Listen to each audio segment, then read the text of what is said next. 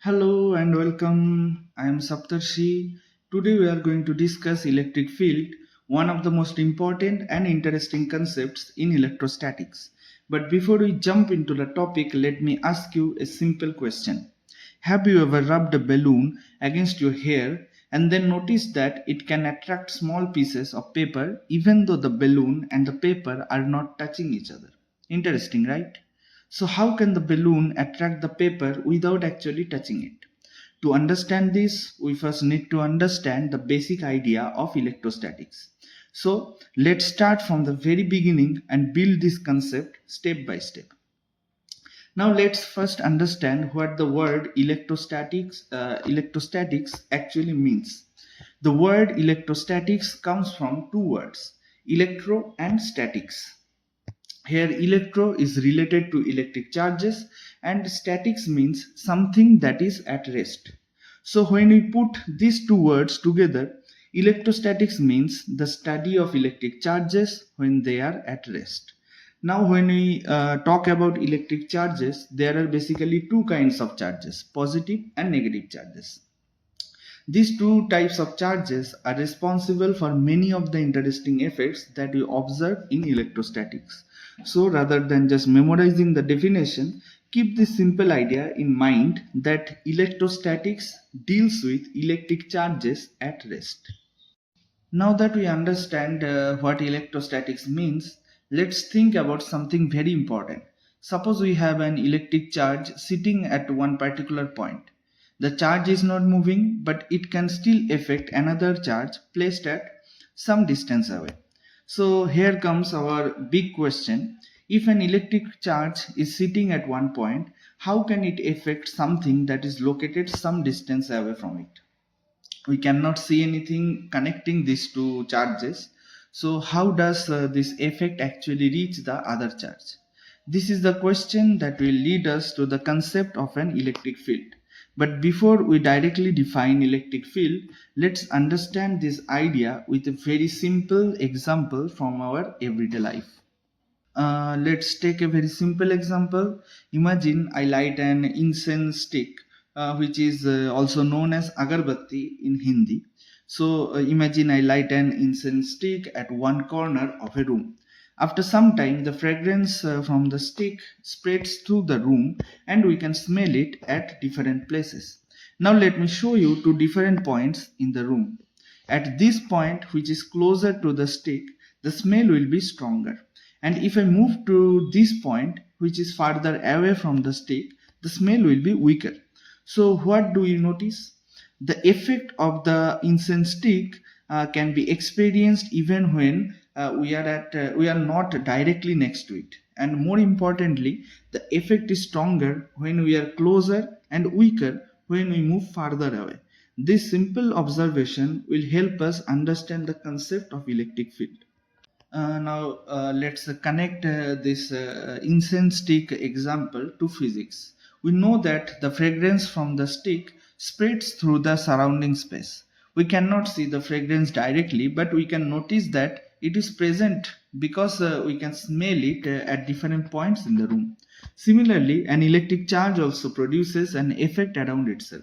This effect exists in the space surrounding the charge. So, just as the fragrance spreads through the space around the stick, the electric charge produces an effect in the space around it. And this is the basic idea that will help us understand the concept of an electric field. Now, let's take this idea one step further. Suppose we have an electric charge at this point. This charge creates an electric field around itself. Now, if we bring another electric charge into this region, the second charge will experience an electric force because of the electric field. So, this charge is feeling the effect of the electric field produced by the first charge, this charge here. The charge that produces the electric field is called the source charge because it is the source of the electric field. And this charge here, which experiences the effect of the electric field, is called the test charge. Now we know that like charges or the similar charges repel each other, and the opposite charges or the unlike charges attract each other. So if the source charge is positive, it will repel a positive test charge, but it will attract a negative test charge. Similarly, if the source charge is negative, it will attract a positive test charge, but it will repel a negative test charge. So the source charge creates the electric field, and the test charge experiences the electric force due to that field. So this is the visualization. If the source charge is positive and the test charge is also positive, then the test charge will be repelled. If the source charge is positive and the test charge is negative, then the test charge will be attracted. Similarly, if the source charge is negative and the test charge is positive, then the test charge will be attracted, and if the source charge is negative and the test charge is also negative, then the test charge will be repelled. Now think about this for a moment. If the test charge is being attracted or repelled by the source charge, it may start moving. So you might have a question that if the test charge is moving, then how can we call this electrostatics, where the charges are supposed to be at rest? The important point here is that in electrostatics, we are mainly concerned with the source charge being static or at rest. The test charge is introduced only to understand or detect the electric field produced by the source charge. Its motion is not what we are focusing on here.